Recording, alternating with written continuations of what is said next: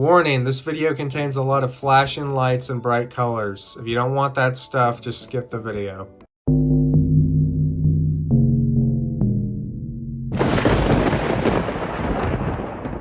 Hey everyone, I'm just getting ready for trick-or-treaters. They had a sale on those weird hard candies that look like bananas. I've never actually seen a human being eat one, but I'm sure kids will like it, right? There can be something odd about a video game that very little people know about. When I find a game with very little info online, I feel this strange sense of discovery. What could be hiding in those cartridges? Most often it's nothing special, but sometimes you'll find something you need to share with the world. Like that Piglet game that was weirdly scary for some reason. I've found one of those bizarre and forgotten games I wish to share. This is the mind-boggling Top Banana. So what is Top Banana? Top Banana is a game made for the Acorn Archimedes, the Amiga, and the Atari ST, released in 1991. The game was made by Hex, a company known for music videos that wanted to try and challenge themselves to make a game. The game's plot is focused on environmentalism. The manual reads, "Our planet is under threat, not from slimy aliens or evil wizards, but from direct consequences of our own greed and stupidity." The game's box was even made from recycled cardboard, which is really cool. I know so far this seems pretty normal, but just wait. Turning on the game, we are greeted— Oh my gosh, my eyes. Let's hope the graphics are better. Oh my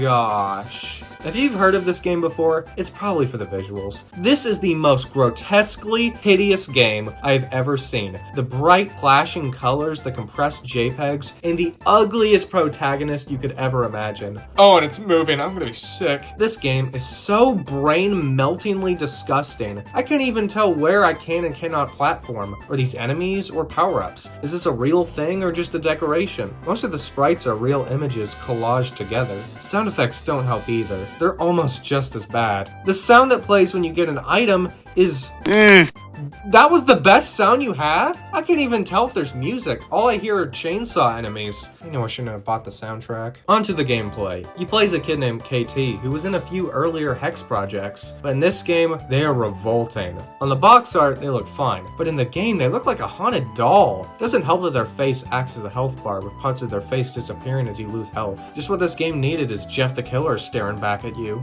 The game is a platformer, with you trying to get to the top of any given level. Water rises as time progresses, incentivizing you to keep going upward. That's a weirdly cute way to incorporate global warming as a mechanic. It is so hard to avoid the enemies. You'll constantly be headbutting them the entire time. You only get one life, and if you die, you have to replay the entire game from the beginning, and there is no way to heal yourself. You don't get any health back during the entire game. If you hurt yourself in the first level, you will carry that injury to the finish line. I played this game for several hours and never even beat level 3. This has some horrible level design. So much of the skill comes from timing your jumps, but you don't have enough time to time them. Level 2 is so hard to beat. I swear, the only way to complete the level is through some weird glitch. Constantly dying 2 levels in and just restarting and restarting, it's just so annoying. I couldn't recommend this game to anyone gameplay-wise. Why is it that this game is so unnerving? Horror is usually dark, subdued, foggy, dull, and quiet. This is the opposite. It's bright, it's colorful, it's loud, it's in your face. Then why is it so off-putting?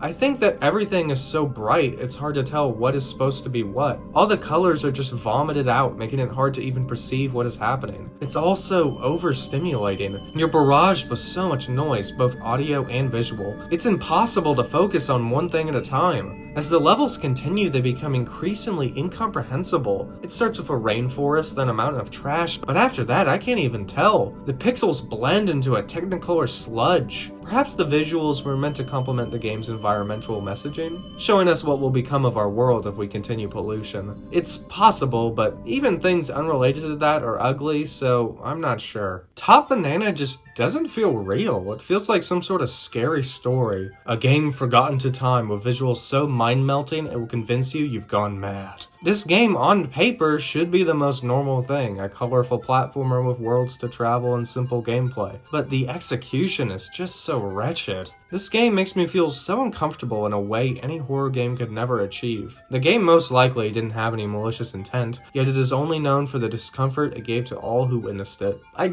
do have a weird sort of respect for it, a game just daring to be so weird and so bad, but I still probably won't be able to stomach any banana flavored Halloween candy this year. I don't think the trick-or-treaters like the banana candies.